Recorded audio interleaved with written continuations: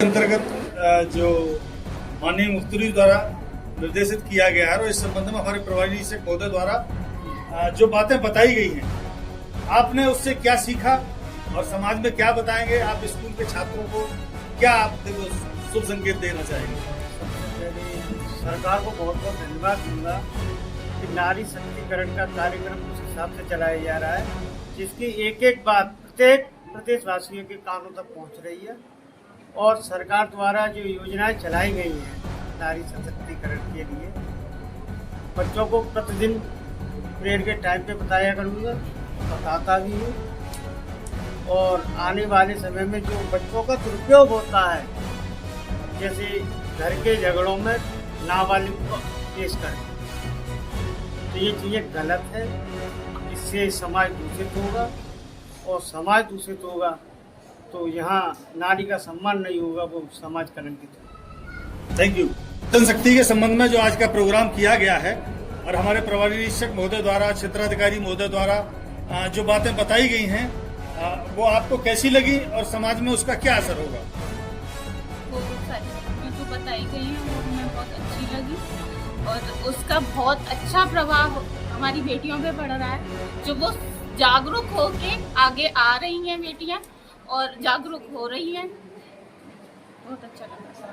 बातें बताई गई हैं बेटा, उससे आपने क्या सीखा है और घर परिवार में क्या बताओगी? अगर हमारे साथ बदतमीजी होती है, जोर से बोलो। अगर हमारे साथ बदतमीजी छेड़छाड़ होती है तो हम सबसे पहले अपने घर वालों को बताएंगे और उससे पहले अपने प्रधानाचार्य जी को बताएंगे, जी जी जी, ताकि उसके खिलाफ कुछ एक्शन ले सकें। और जो हमारे घर परिवारों में लड़ाइयाँ होती हैं, अगर जो जेंट्स में लड़ाई हुई है तो वो जेंट्स तक ही रहें, लड़कियों को आगे ना करें। जी जी जी, यही कहना चाहेंगे अपने। थैंक यू बेटा।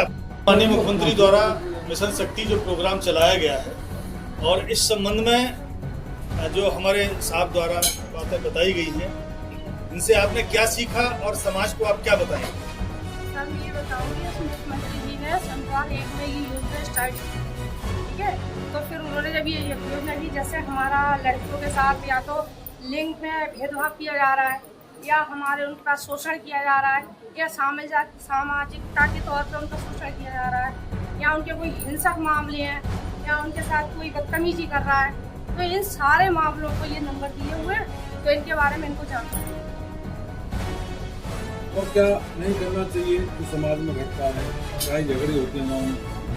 जी, जैसे अगर छोटी बच्चियां हैं तो अगर कोई घटना घट रही है तो पहले तो इनके लिए अगर हो सकता है कि इन नंबरों पे कॉल कर दें, तो इन नंबरों पे जब कॉल होगी तो इनका सीधा सीधा क्या होगा, संपर्क हो जाएगा। नहीं, झगड़ा होता है, झगड़े में क्या इस्तेमाल होता है ना बेटियों का, महिलाओं का? गाँव में झगड़ा होता है, बताइए। हाँ, जैसे गांव में कोई झगड़ा हो रहा है आपस में या वो विभागों में झगड़ा हो गया, तो मतलब आप अपने घर वालों को इन नंबरों के बारे में बता सकते हैं। जैसे आपकी कोई